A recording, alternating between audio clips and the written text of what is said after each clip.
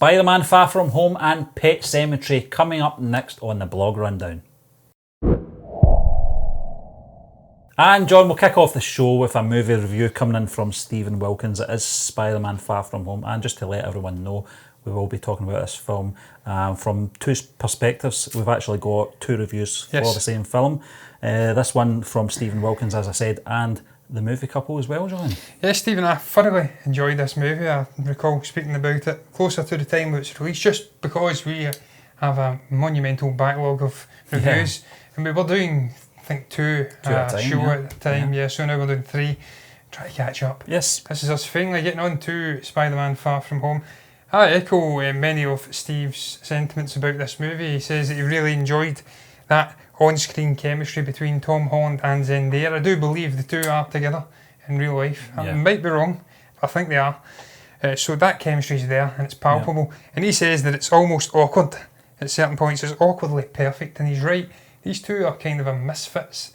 They're not the popular kids by any means, although, as we will get into later on in the show, from the movie couple's perspective, there's slight differences in the Zendaya character than what we'd seen in Homecoming. She's maybe pushed to the forefront a little bit, and there are people maybe chasing after her that wouldn't have been interested in the previous movie, but she's still this awkward, shy character. Really liked that element, which was overarching throughout the whole action and the main plot between him and obviously Mysterio.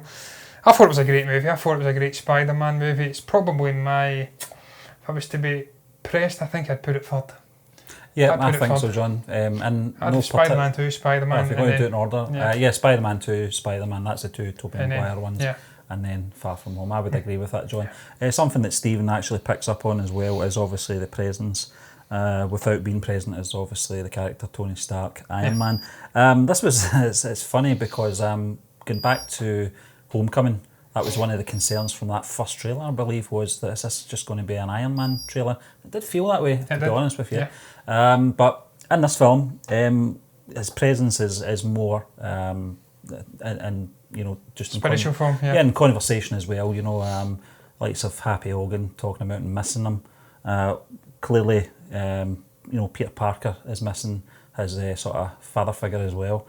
This is off the back of Endgame, so it's quite natural that he would fit in there. And it kind of it sort of serves as a sort of plot device in terms of Peter Parker's character and development, and where his direction has to go. Is he or isn't he ready to take on the mantle, of that sort of role of Iron Man in his form, Spider-Man? He doesn't believe so.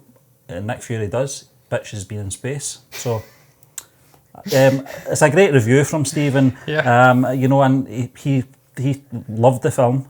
He does say at the very end of the review as well that whether it's an IMAX standard or 3D, it's absolutely enjoyable and a solid end to Phase 3. So I tend to agree with that. I think they went out on Phase 3 on a high. So I would have loved to have saw the movie in IMAX as well. Sadly, I didn't, Stephen, because we were burnt before with IMAX. You don't pre-book seats, you have to rock up. Not in Glasgow hours before the movie begins, and if you don't, you will be right down the front with neck breaker seats, looking up, and you'll have terrible back problems. You'll need to get a neck snap a month later. We've seen that with The Dark Knight back in the day, Stephen, or The Dark Knight Rises. Not been back since, which is much to my shame. I have to go back. It's a tremendous experience. I had to have physio after it, John. It was absolutely neck-breaking. But we'll move on to the movie couple's version of events as well here, John. Very similar to what Stephen was saying in regards to the relationship between Peter and Zendaya, I was going to call her MJ. It's Zendaya, but I think, the movie couple say that, that's where... there's a bit of dip in form for them. They actually preferred Homecoming to Far From Home. A great movie. Yeah, it's a great movie, John. I've got to obviously disagree with that because that's not how I felt, but it's horses for courses. I felt this film was more superior. I think they had the better villain. As much as I liked Michael Keaton's Vulture, yes, that's it. Vulture. Yeah, he was very intimidating. I did prefer the Mysterio character. I felt he was more complex, whereas Vulture was more it Vulture? I think it was. Becoming concerned that it wasn't. Adrian Toomes anyway. Yeah. It was Vulture. Yes, and his was more of a sort sort of cardboard cutout of a super villain. So just going back to the review though, John, where the sort of issues lie is obviously not the relationship between Peter and MJ, but which they felt was quite sweet. Yeah. Was really just I think most, I'm paraphrasing here, but I think the pacing of the film, some of it was a bit disjointed with the sort of elements of, I think what they're trying to say is with the sort of romance thing, it was taking you back to the sort of John Hughes sort of type of teen sort of heartthrob sort of thing, awkwardness of the teenage relationships and stuff like that, which I kind of got myself from the way it was played out, but also it kind of made it a bit disjointed with the rest of the action. Some of it was a bit overblown. I think it's Mr. Movie Couple that says that you know, the film's pacing and the actual story as well was maybe a bit overblown for the characters. I kind of get what he's trying to say, that this is more of a sort of Avengers sort of earth-threatening sort of scenario they've been put in. So I get that as well. Maybe could have brought it down more to a sort of Ant-Man sort of scenario, and it probably would have worked the same way. But it's Mysterio we're dealing with here. You have to have all the sort of spectacular with this character. He has the sort of Lord of Illusions, you know, and mastery, and the visuals as well. This is some of the things that I liked about this character, and I think because of the character's position in the MCU, I don't know if it would have worked at that sort of scale for his spectacle, for him to, I'm trying to, it's very hard, John, because obviously the review is spoiler free, and I'm trying to be spoiler free and what I'm talking about here. Are we going for it then? Yeah, I'm spoiling okay, well, Mysterio, as we know, takes a turn for the worse, or the better, you know, midway through the film.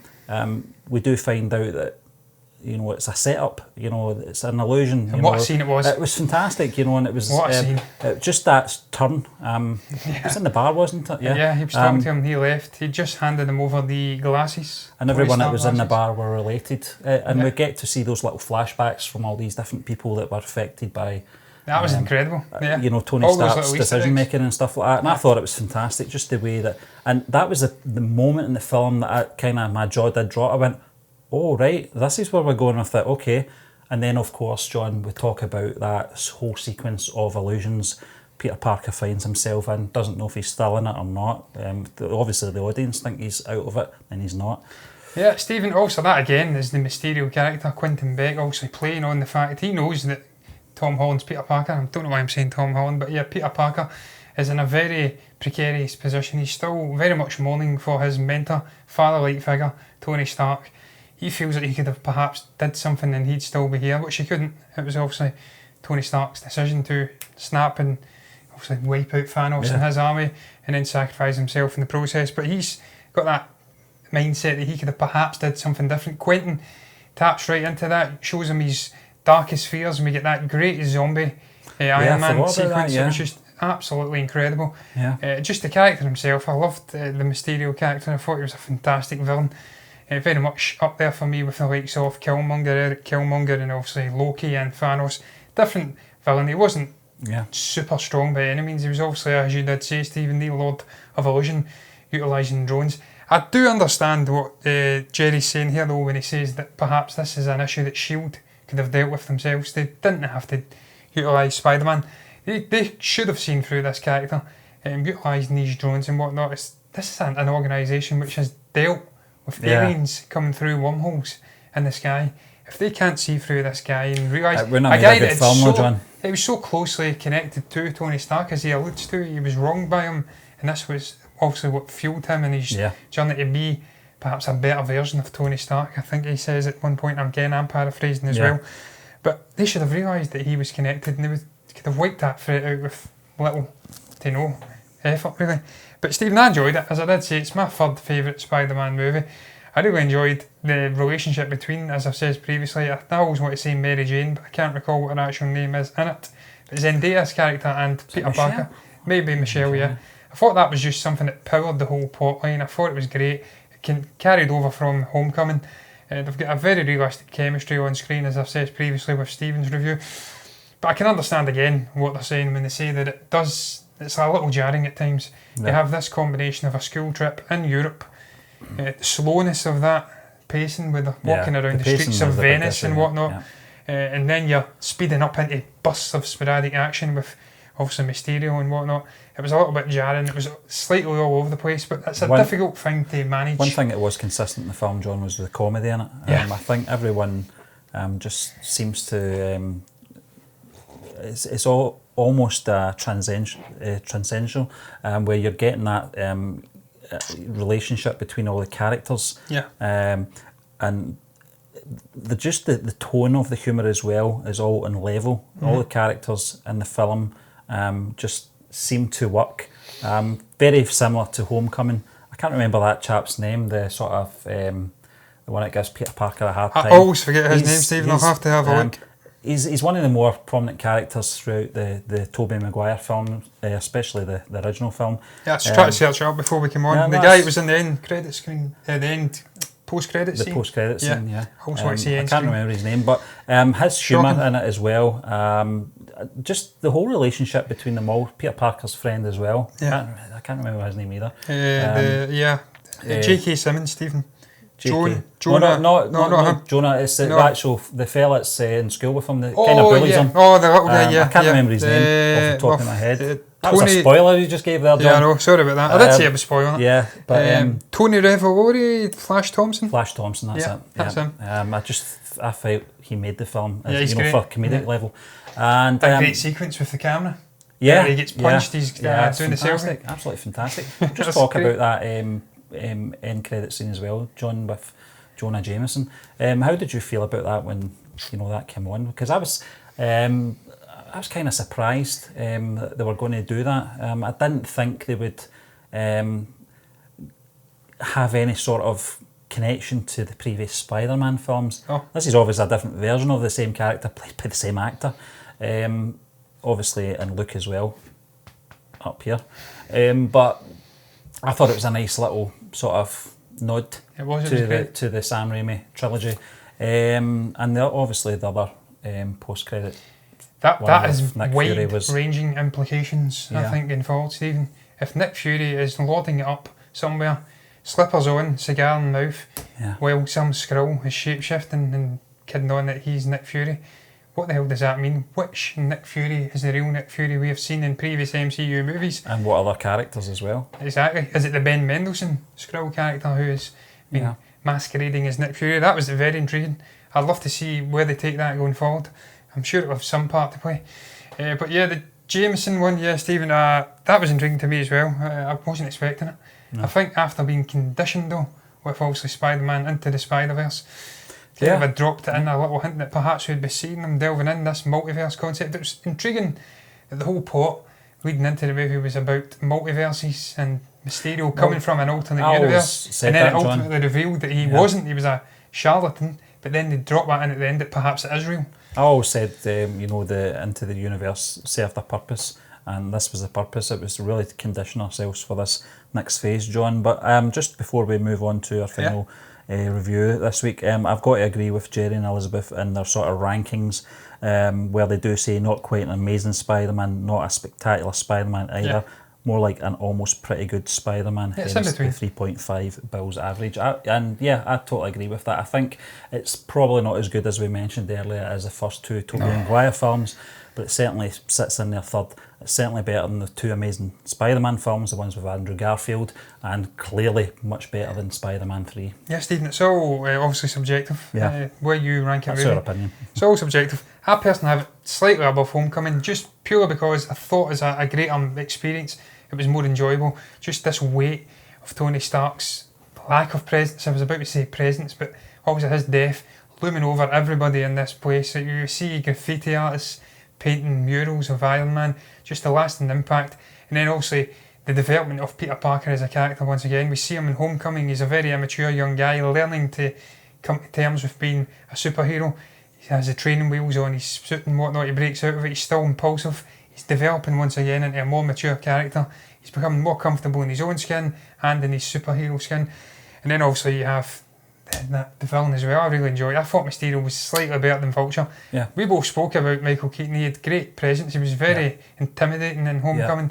I mentioned that great sequence where Peter Parker goes to take Michelle to, I think it was the prom or something. It wasn't Homecoming, MJ, Homecoming. it was What was it? The other it was one. his daughter. Yeah, it was his daughter. And that moment where he realises this is her father and he's absolutely terrified. That fear is palpable. I wouldn't say terrified, but you have that fear, that foreboding sense. He just had that gravitas, but for me, Mysterio overall was a more cerebral, interesting character, so it just edges it slightly for me. Yeah, we'll move on, John, to our final review. This comes in from DM Anderson. It's a Blu-ray review. It's Pet Sematary from this year, and it's of course based on the novel by Stephen King to an extent. DM does mention, obviously there's some sequences in there that are slightly different to the original Pet Sematary that came out 1989, I think it was. Year you were born, John. Yes, I've never seen it. Well, I have, and I've not seen this one yet. So we're getting it from two different perspectives on our viewings here, John, and what I remember. It's very difficult, especially a film that's getting made based on a novel and from a famous writer. The first movie, 1989 one, was a great film. It was terrifying. And this one, Dave says it's not as much terrifying but more atmospheric. Obviously, there's going to be people that are glad that they didn't make the sort of shot-for-shot typical remake. But when you do that, then you're going to get upset by the Stephen King fans that are saying it's not paying, respect to the novel either, John. My recollection of that film, I shouldn't really be saying this, but I was 13 at the time, so I shouldn't really have been watching that film, but I did, because I did like horror films when I was younger. I was more afraid of those type of things, and it was a great film. It stayed with me, terrifying. I think it was probably because of my age. It was terrifying. I'd never seen anything like it before.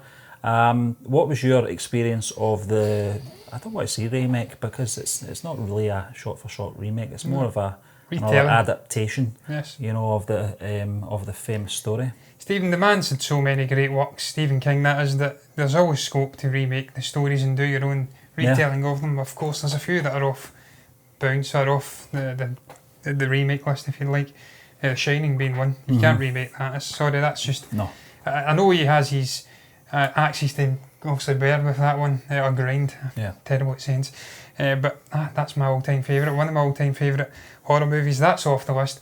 But this one, I think, from what I've heard, very scary movie, the original, but by all accounts, definitely one that could have been remade and had a different slant put on it. And Dave's absolutely right what he says. There's elements within there that are definitely foreboding. There's moments where your skin's crawling. One of the ones for me, perhaps not the most standout, but when he brings his daughter back and he's brushing her hair and it's catching and matting on the hair and the stitches in the back of her head. That made my skin crawl. It was a very creepy movie, Steve. Not so scary, but as I did say, I'm 30 years old. I'm way beyond the point where I get scared at movies. Now there's so much horrors you're seeing on actual TV. The horror movies tend to pale in comparison. But I thought it was a very well crafted movie. I really enjoy Jason Clarke in a lot of the movies he's in. I think he's quite an underrated actor. He's starting to come to prominence now. I thought he was very good. Dave praises John Lithgow. I think he says he's better than the original version.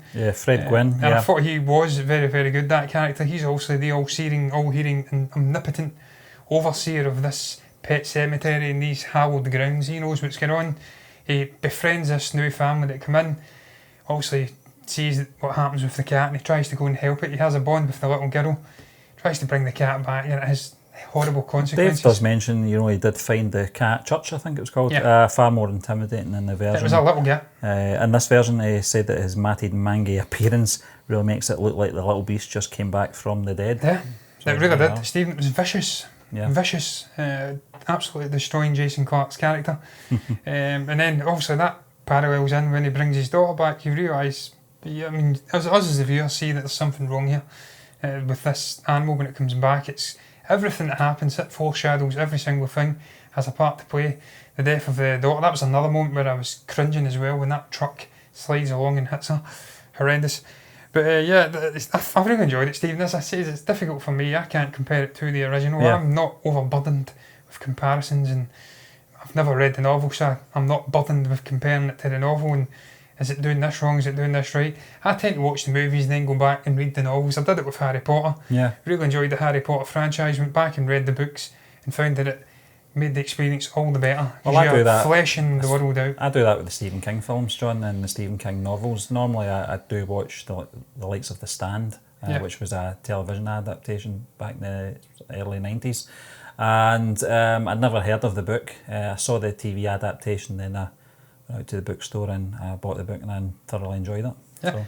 Stephen, the other thing I'll say is I completely, again, echo Dave's sentiments about it being a very well crafted movie. I thought visually, the way they utilised the wood settings and just the way it was shot in general, I thought it was beautiful, quite dark in spots, and obviously that ending's terrifying with the little kid locked in the car and he sees family who are all murdered, but reanimated. Walking towards the car. That was horrendous, but beautifully crafted and very, very atmospheric. And as I said, just Jason Clarke again steals the show. Amy Simons as well as the mother, I think was very, very good. That was great acting across the board. Very atmospheric, without repeating myself. And I enjoyed it. I thought it was a great little horror movie. I like my horrors. I don't go out to get scared because I'm just not going to be scared these days. Although It Chapter 2 may just do that from what I've heard. Yeah. Apparently that is utterly terrifying. So remains to be seen, John. But that was another great review there from DM Anderson. But listen, that just brings us to the end of this week's blog rundown. We'd just like to thank you once again for joining us, and we'll be back again tomorrow with the Force Friday show.